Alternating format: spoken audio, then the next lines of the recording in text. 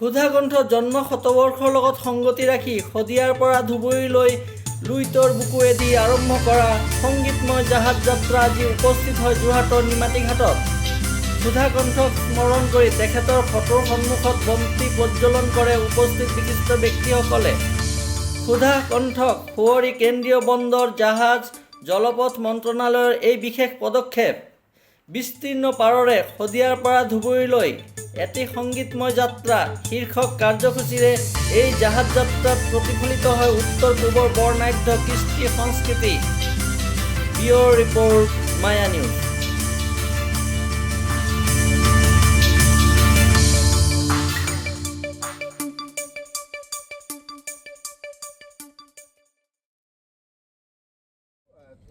যিহেতু মই কৈছোঁ যে ঐতিহাসিক নিমাতী ঘাটত ইয়াৰ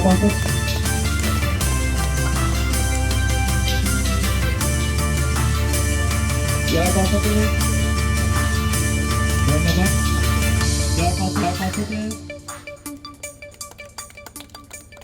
ইয়াৰ পাছতে আমি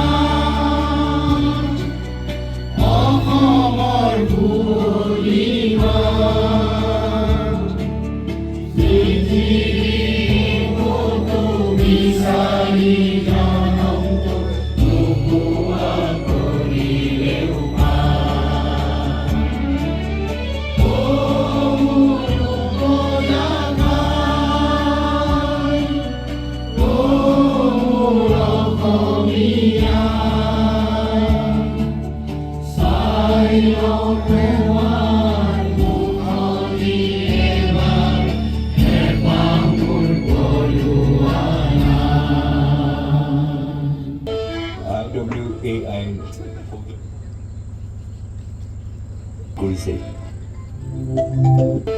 IWAI সৌজন্যত বিস্তীৰ্ণ পাৰৰে শদিয়াৰ পৰা ধুবুৰীলৈ এটি সংগীতময় যাত্ৰা আয়োজন কৰিছে। মোক শুনিয়ে ভাল লাগিছে। এইটো ভূপেন্দাৰ দুয়োফালে ছটিয়াই যাবলৈ যি আয়োজন কৰিছে আৰু তাত মই আনন্দিত হৈছোঁ। এইটো তেখেতসকলক মই মোৰ আন্তৰিক অভিনন্দন জনাইছোঁ, ধন্যবাদ জনাইছোঁ।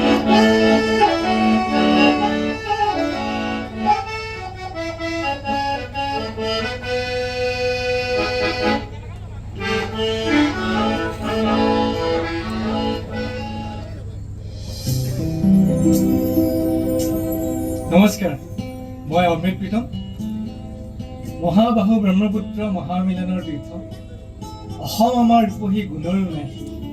হয়, আমাৰ সংগীত জগতৰ মহাপুৰুষ ভাৰতৰত্ন সুধাকণ্ঠ ডক্টৰ ভূপেন হাজৰিকাদেৱৰ এইবাৰ 100 বছৰীয়া জন্ম উৎসৱ সমগ্ৰ অসমৰ লগতে ভাৰতবৰ্ষৰ মুম্বাইতো অনুষ্ঠিত।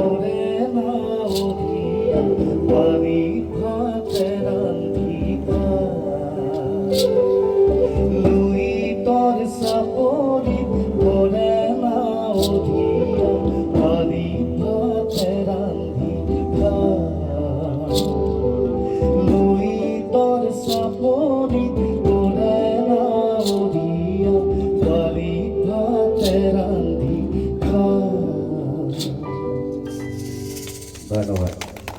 আচলতে এজন ব্যক্তি নহয়, ভূপেন দা অনুষ্ঠান। এই অনুষ্ঠানৰ কালি 100 সংখ্যক জন্ম দিৱস আছিল আৰু এই জন্ম দিৱস বৰ্তমান আমাৰ সমগ্ৰ অসমৰ জনতাই অতি উৎসাহেৰে পালন কৰিছে। আৰু ইয়াৰ লগত আচলতে এজন ব্যক্তি নহয়, ভূপেন দা অনুষ্ঠান। এই অনুষ্ঠানৰ কালি 100 সংখ্যক জন্ম দিৱস আছিল আৰু এই জন্ম দিৱস বৰ্তমান আমাৰ সমগ্ৰ অসমৰ জনতাই অতি উৎসাহেৰে পালন কৰিছে। আৰু ইয়াৰ লগত সংগতি ৰাখি এইটো কাৰণে ভাল লাগিছে যে আমাৰ অসমৰ সুসন্তান শ্ৰদ্ধা সৰ্বানন্দ সোণোৱাল ডাঙৰীয়া যিহেতু বৰ্তমান ভাৰত চৰকাৰৰ নৰেন্দ্ৰ মোদী ডাঙৰীয়াৰ মন্ত্ৰীসভাত বন্দৰ আৰু পোটাশ্ৰয় দপ্তৰৰ মাননীয় মন্ত্ৰী হিচাপে আছে। আৰু তেখেতে এই আমাৰ সুধাকণ্ঠ ডক্টৰ ভূপেন হাজৰিকা, যাৰ এই লুইতখনৰ লগত মহাবাহুৰ লগত ব্ৰহ্মপুত্ৰৰ লগতে সুসম্পৰ্ক আছিল। তেখেতৰ জন্ম এই মহাবাহুৰ পাৰত আৰু ব্ৰহ্মপুত্ৰৰ পাৰে পাৰে তেখেতৰ সৃষ্টিসমূহ ৰচনা কৰিছে বিভিন্ন ঠাইত। আৰু মহাবাহুক লৈ তেখেতৰ অজস্ৰ সৃষ্টি আছে। তেখেতে ব্ৰহ্মপুত্ৰক অসমীয়া জাতিৰ জীৱন ৰেখা বুলি অভিহিত কৰিছে।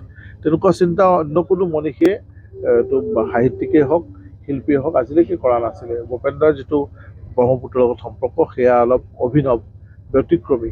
আৰু সেইকাৰণেই সৰ্বানন্দ সোণোৱাল ডাঙৰীয়াৰ নেতৃত্বত এই যি প্ৰচেষ্টা বিস্তীৰ্ণ পাৰৰে নাম দি একেবাৰে শদিয়াৰ পৰা, য'ত তেখেতৰ জন্মস্থান ভূপেন দাৰ, শদিয়াৰ পৰা ধুবুৰীলৈকে এই সংগীতময় যাত্ৰা, এক বৰ্ণিল যাত্ৰাৰ আয়োজন কৰিছে। ইয়াৰ দ্বাৰা মানুহক ভূপেন দাৰ প্ৰতি সচেতন কৰি তুলিছে, সজাগ কৰি তুলিছে। ভূপেন দা যে আমাৰ হিয়াৰ আমঠু, আমাৰ হিয়াত আছে, সদায় আছে। ভূপেন দা যে মৰিও অমৰ, ভূপেন দা যে চিৰসেউজ, সেই কথা এই যাত্ৰাই, এই শ্ৰদ্ধাঞ্জলি অনুষ্ঠান বুলিয়ে ক'ব লাগিব এটা, এই প্ৰমাণ কৰিছে। আৰু আজি আমি এতিয়া নিমাতী ঘাটত আছোঁ। নিমাতী ঘাটৰ পাৰত, ব্ৰহ্মপুত্ৰৰ পাৰত নিমাতী ঘাটত ভূপেন দাৰ প্ৰতি এই অনুষ্ঠানত আমি উপস্থিত পাই আনন্দিত আৰু সুখী হৈছোঁ। আৰু বিশেষকৈ মই চৰকাৰক, অসম চৰকাৰক, ভাৰত চৰকাৰক আৰু সৰ্বানন্দ সোণোৱাল ডাঙৰীয়াকো আন্তৰিকভাৱে এই অভিনৱ প্ৰচেষ্টাৰ বাবে ধন্যবাদ জ্ঞাপন কৰিছোঁ। আজি আমাৰ মাননীয় মন্ত্ৰী শ্ৰী সৰ্বানন্দ সোণোৱাল নেতৃত্বত এই IWI ইনিচিয়েটিভত এটা বিস্তীৰ্ণ পাহাৰৰে টিমত এই যিটো আপুনি চাই আছে, এই নাৱত শদিয়াৰ পৰা ষ্টাৰ্ট কৰি 8 ছেপ্টেম্বৰ শদিয়াৰ পৰা ষ্টাৰ্ট কৰি ধুবুৰী গৈ আছোঁ। এইটো মানে ভূপেন হাজৰিকাৰ ৰিমেম্বাৰেঞ্চ আমি এইটো এজ এ ট্ৰিবিউট আমি এইটো ইনিচিয়েটিভ কৰিছোঁ। Thank U.